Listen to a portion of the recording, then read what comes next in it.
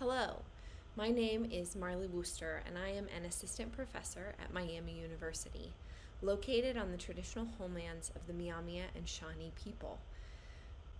I'm here today to talk to you about a class that I have been fortunate to team teach and interdisciplinarily teach throughout my time at Miami. And that course is called Creativity, Innovation, and Design Thinking. It's been offered in a variety of iterations at Miami since before I arrived in 2016. On the slideshow right now is a list of all of the folks who I have collaboratively taught this course with. So when the course was first offered, it was team taught by two faculty members from different disciplines. And that was usually taught to a section of around 80 students. And we've moved into a model where we are still collaboratively teaching, in that the section leaders are meeting weekly to talk about and design the class together. So those interdisciplinary perspectives are still present, but we're individually teaching sections of around 30, which has been it was a pedagogical shift in a lot of ways. So like I said, the class is Creativity, Innovation, and Design Thinking.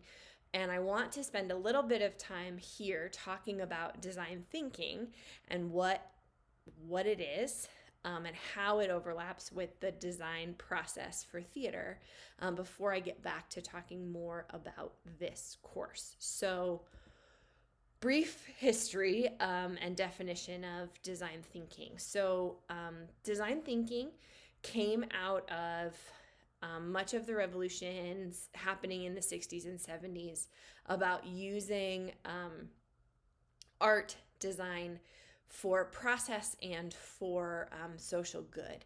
And so IDEO, a company based out of Silicon Valley, started in 1978, and they began practicing what they call a human-centered design approach. And they really created many of the definitions of what we think of as design thinking today.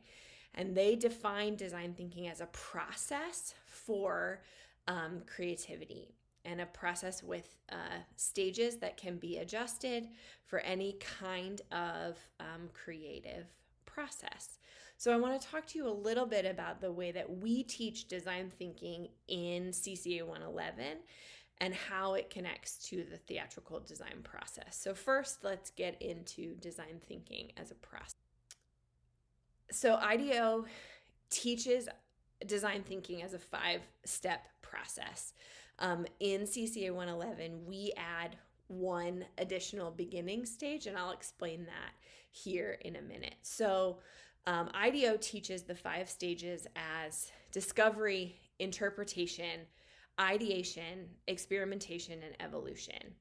We've broken out the first stage of discovery into 2 separate stages. So the first one we call discovery, which is what we think of as head research into a problem that you're trying to solve. And the second stage is empathy, or to empathize, which is what IDEO calls discovery. And it's all about human-centered research. So it's about ethnography, observation, interviewing, storytelling, really digging into the human parts of solving a problem. So discovery, empathy are all about diverging in your understanding, collecting information, really digging deeply to understand the problem. And in the interpretation stage, you begin to take all of that information and really try to get to the heart of the problem that you're solving. And then from there, design thinking is a series of divergence and convergence stages. So we've further defined the problem in interpretation and definition. And then we move into ideation. And ideation is brainstorming. It's coming up with, generating as many ideas as possible. And then from there, in the experimentation or prototyping stage, you refine those ideas and you decide on the idea that you really want to focus in on. And then you evolve that idea by testing it. So let's talk about how these compare to the theatrical design process. So discovery and empathy, that beginning research stage, is for us about text analysis. It's about understanding all of the given circumstances that go into the play that we're about to make. So the things the playwright has given us, the history of that playwright, our audience, our theater, all of those given circumstances are what are the background that we need to really begin to understand the problem that we're solving, right? And then from there we come together as a production team, maybe with image research, right? And we start to decide upon the story that we are telling. And we talk about all of that research, all of that analysis that we've done, and we focus in on this is the story, this is the direction for us, right? And that usually involves period themes we narrow in there, right? And then we continue to diverge in the ideation stage. So sometimes this continues to utilize image research, right? And it's also all of that thumbnail sketching, all of the production meetings where we say what if and what if and what if. That's all ideation. It's idea generating.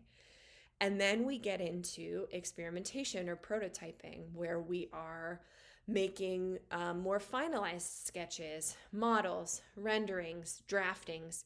Each one of those things is a prototype that gets us closer and closer to our final solution. In theater, we are really, really good at prototyping and testing, or experimentation and evolution. That is essentially what rehearsal and tech is. We're constantly trying something out. Hey, here's the cue that I wrote. What do you think? Let's fix it. Let's adjust it. I'm a lighting designer, so you'll hear my bias come out in that. One of the things that has really stuck with me from understanding IDEO's process that I wanted to make sure that you got today, it's a little bit disconnected, but I think that I hope you'll see the value here. And this is IDEO's rules of brainstorming. And this is something that I am constantly trying to bring into my design classrooms and in the productions that I'm working on. And so these rules of brainstorming have been developed by IDEO to help us, when we're using them, generate as many ideas as possible. So the first one and most important one is this idea of deferring judgment. And the most important part of this is deferring the judgment of our own ideas. How often do you have a brilliant design idea that you never say out loud because you don't know how to construct it? You don't know how to make it. And how often do our students do that?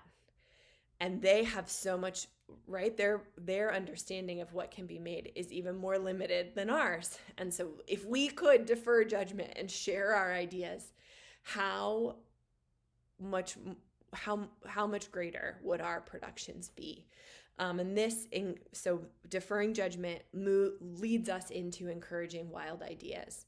And when we encourage wild ideas, we build on those wild ideas of others. We have to, of course, stay focused on the topic and have one conversation at a time to be able to do those other things. Theater people are really good at being visual. We sketch and use our hands and move around on stage all the time. One of the things I think we're not great at is this idea of going for quantity, because so often our first idea is not our best idea. And so how do we help ourselves and help our students get past that? And I think these rules of brainstorming are a really, really great way to do that. In CCA 111, we focus on teaching students these stages while we're also instilling in them creative confidence. So we're asking them to deal with ambiguity. We're asking them to be curious. We're asking them to work interdisciplinarily with a wide variety of people. So they do that on a variety of projects. And so I've listed just 3 of the ones that we've tried over the several years I've been teaching this. you can see we go from very, very ambiguous to more defined projects, but the purpose here is always utilizing design thinking and creativity skills in a interdisciplinary team.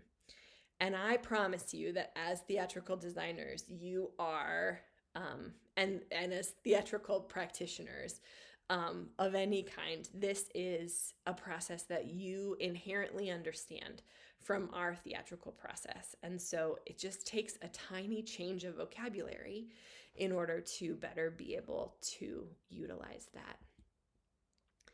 Thank you so much. Please reach out to me if you have any questions about what I've talked about today, or if I can be of any help